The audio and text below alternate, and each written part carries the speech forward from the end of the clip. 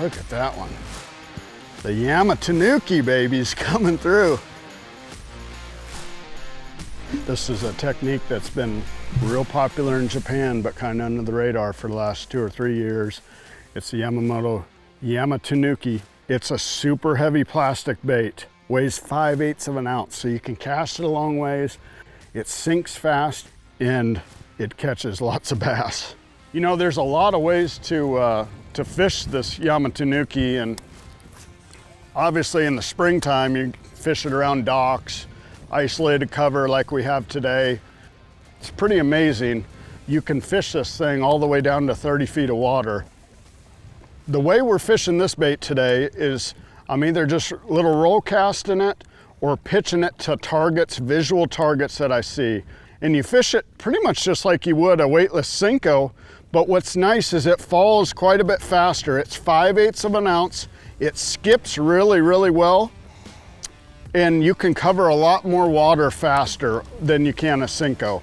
And even when you get it down there, you can actually work it kind of like you do a jig. I mean, it weighs so much that you can actually work it back to the boat a little bit.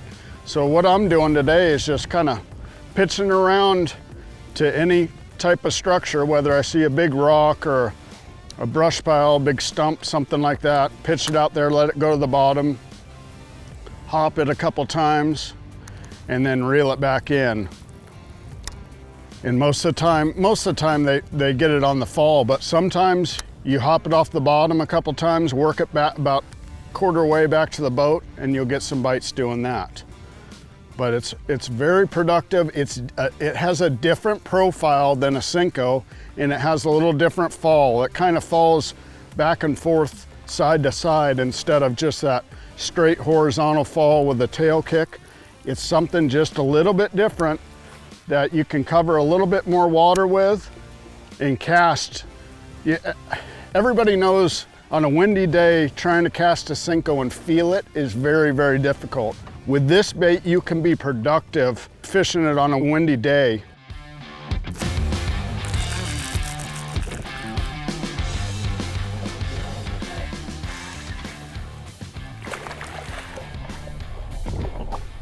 On a windy day, you can really cover some water and still feel the bait real well. That hook has absolutely got them pinned. But being able to cover water and feel your bait, and that thing falls faster than a normal Senko, so it's just you can just cover some more water, and I really, really like that about it. What's unique about the Yamatanuki is pretty much the shape and the profile of it.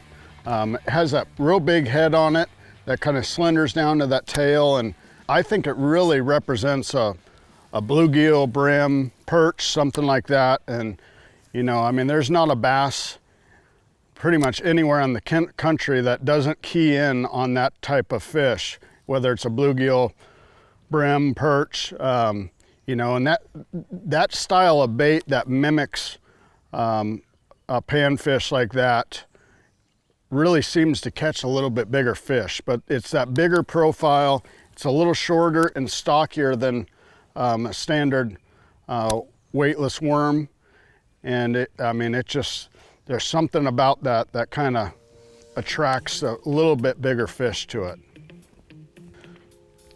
So for this bait, I use pretty much the same rod and reel, line and hook setup that I use for my Senko. And starting out with the rod, this is a Evergreen Combat Stick. It's a 7.2 medium heavy. It's just kind of a versatile rod. What I like about it, it has a little softer tip, just so you can take a bait like a Senko or this bait and pitch it around, be real accurate with it. Still has good power to it. Then I'm teaming that up with a Daiwa Zillion, and it's the 8:5 to 1 gear ratio, because a lot of time with any of these kind of, you know, weightless type of baits, those fish they're just known for swimming off with it. You usually don't feel the bite. So catching up to them and getting a good hook set and taking up that line is a big deal. That's why I like that 8:5 to 1 gear ratio and that Zillion. And you know, anywhere from a 20-pound fluorocarbon line all the way to, I'm using a 14-pound fluorocarbon today. But again, I like to use that Sunline FC Sniper. It just has great castability, it's strong, and it's super sensitive. And the hook that I'm using on this is it's a hybrid EWG hook. It's actually made by or designed by my good buddy Mike McClellan. It's a Gamakatsu G-Finesse hybrid EWG hook. It's just a really, really good hook. I'll show you a couple cool features that I like about it. It being a hybrid hook, you don't really have to hook this to expose it. You can hook it in the middle of the plastic and it's still gonna come up because it has that hybrid style. It's still gonna come up and hook those fish. But the nice thing about this bait here, you can either lay it in this channel, which is really nice because that channel's deep, so you can expose it, or you can put it down in the plastic if you're really fishing heavy cover like big brush piles or something out deep, and then it will not get hung up.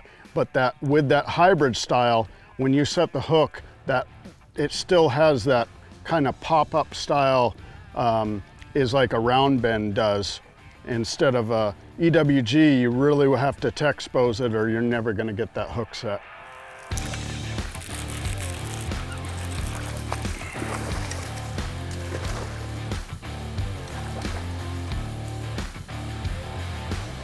Well guys, the Yamamoto Yamatanuki catches a lot of bass, man. We've had a blast here today catching them on that thing. Caught some good ones. Again, just going down the bank here and just, you know, targeting, whether it's an isolated piece of brush, seeing a light spot there, seeing a boulder out there, lay down, anything like that. That Yamatanuki really drives them crazy, and it seems to catch those little bit bigger fish.